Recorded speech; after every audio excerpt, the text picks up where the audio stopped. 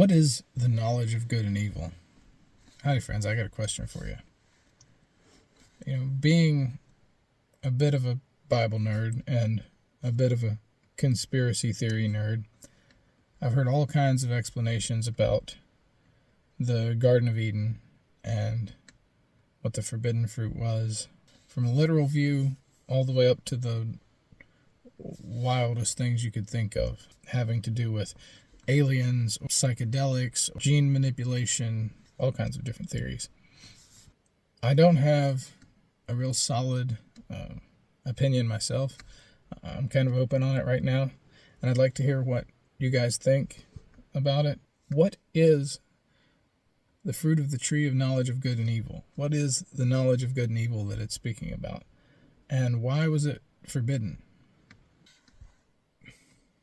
An interesting point that I've heard brought up is that God tells them not to eat it, for in the day you eat of it, you will die. And the serpent says, you will not surely die, but you will become like God. And then when God decides to kick them out of the garden, let's look at Genesis chapter 3, verse 22. Then the Lord God said, see, the humans have become like one of us, knowing good and evil. And now they might reach out their hands and take also from the tree of life, and eat, and live forever. Therefore the Lord God sent them forth from the Garden of Eden to till the ground from which they were taken. He drove out the humans, and at the east of the Garden of Eden he placed the cherubim and a sword flaming and turning to guard the way to the tree of life. Now,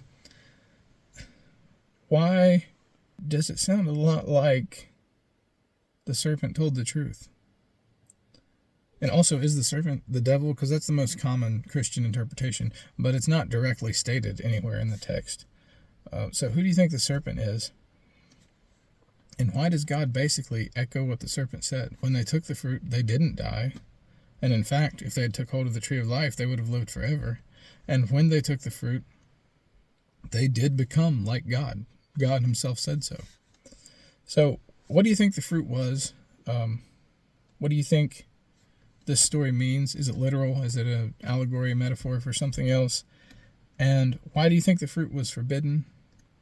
And what thoughts do you have on this, just all the way around? I'd like to know your opinions.